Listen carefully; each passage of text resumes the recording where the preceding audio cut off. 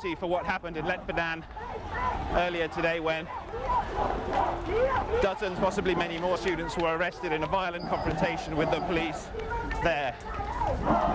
So these students have come out into the centre of Yangon to show their support.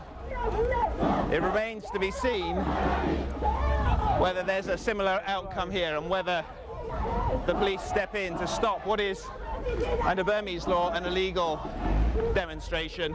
If you look over there, you can see the police trying to somehow get in front of these students.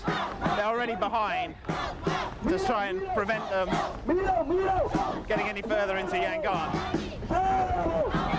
Obviously, they've picked out some of the people here who they consider to be organisers. Okay. They've arrested that gentleman. Why have you come here to demonstrate?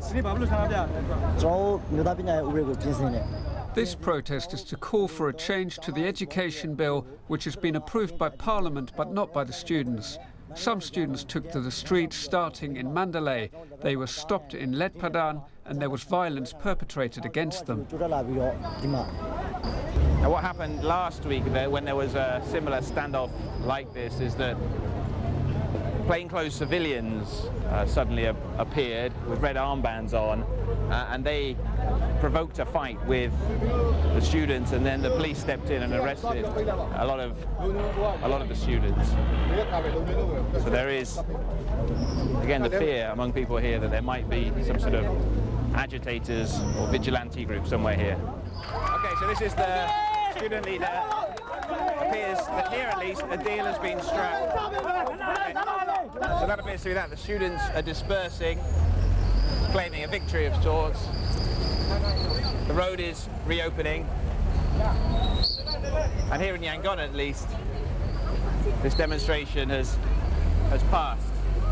The question really is whether we've seen a new tone today in the way the police are dealing with demonstrations, a sign that they're simply not going to tolerate what are still technically illegal demonstrations here on the streets of Myanmar.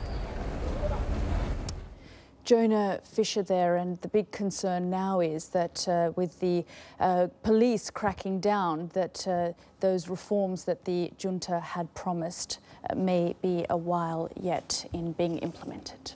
Well, let's go to the rest of the day's news now. The US ambassador to South Korea has been discharged from hospital. Doctors said Mark Lippert, who was attacked with a knife by a Korean nationalist, had had 80 stitches from his face removed and that the pain in his wrist had subsided. A Sri Lankan court has released on bail a woman who rights groups claim was arrested because the government wanted to silence activists. Balendran Jayakumari had demanded information about people missing during the civil war. Her release is seen as a goodwill gesture by the new government towards the ethnic Tamil minority. And the Solar Impulse 2, which we'd been reporting on yesterday, has taken off from Oman to Ahmedabad in India on the second leg of its epic journey. Its pilots hope will become the first to fly around the globe using only the power of the sun. This latest stage of the trip is just under 1,500 kilometres. The team say they expect this flight to last around 16 hours. Well, do stay with us here on Impact. Here's what's coming up next. We've been to both sides of the front line in East Ukraine, talking to the civilians who've seen their lives and homes shattered by the conflict. A century ago, she served the German forces in East Africa. Today, she's a lifeline for the Lakes communities.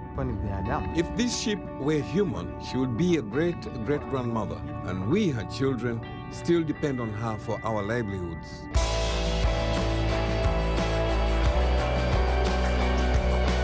2,000 miles of cameras, fences, and drones.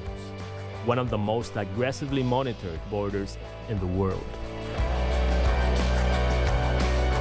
At the cusp of Europe and Asia, an ancient land of fire. Historically, people built lavish houses in two styles. One side European, the other Eastern.